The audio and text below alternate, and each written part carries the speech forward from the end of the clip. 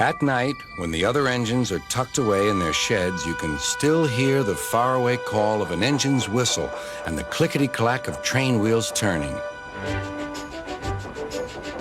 This is the sound of the mail train. One train is pulled by Thomas and the other by Percy, as the loads are too heavy for one engine to do the work alone. The mail is loaded into freight cars at the harbors, and the engines pull their trains through the silent stations, delivering their precious loads.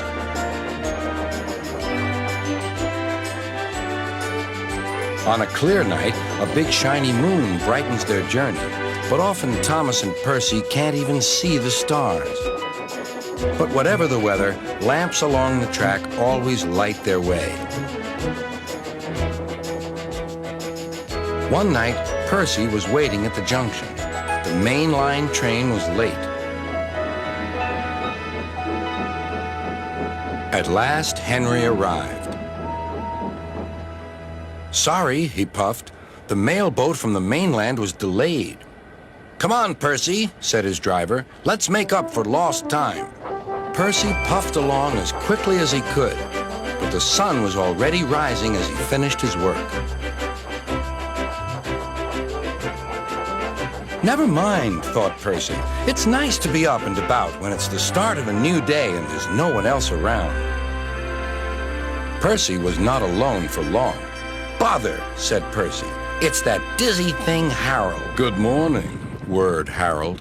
"I always said railways were out of date, but you're so slow with the mail. You should give everyone their stamps back." Percy was too tired to explain.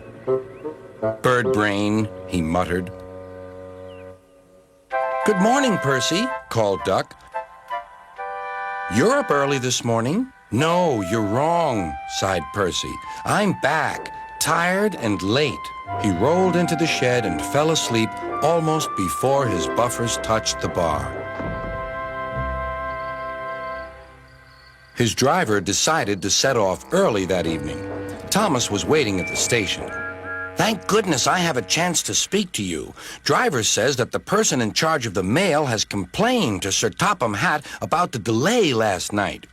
"But that wasn't my fault," replied Percy. "I know," said Thomas, "and so does Sir Topham Hatt. But this mail person wouldn't listen. Tonight we'll just have to be quicker than ever before." The engines were just leaving when they heard a familiar buzzing. "I say, you two, there's news flying about." "Where?" puffed Percy crossly. "All over the place. They're going to scrap the mail train and use me instead. Wings work wonders, you know. Always." "Rubbish," huffed Thomas. That night, everything ran like clockwork. Thomas and Percy steamed through the stations, making good time everywhere they went.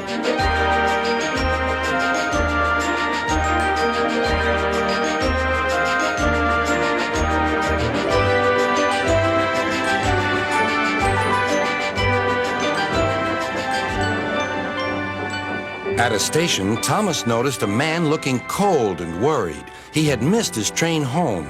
"We can give you a ride," said Thomas's driver, "but it will be rather uncomfortable." "Thank you," said the man. "Anything's better than sitting here."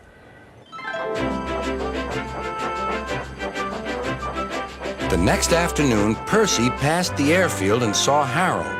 "Hello, Lazy Wings. Are you too tired to fly today?" "The wind's too strong," grumbled Harold. "I've been grounded." "You need rails," laughed Percy. "They work wonders, you know. Always." That night, Sir Topham Hatt showed the two engines a letter. It was from the man who missed his train. "He thinks you are both splendid, and everyone says that the mail train is the pride of the line."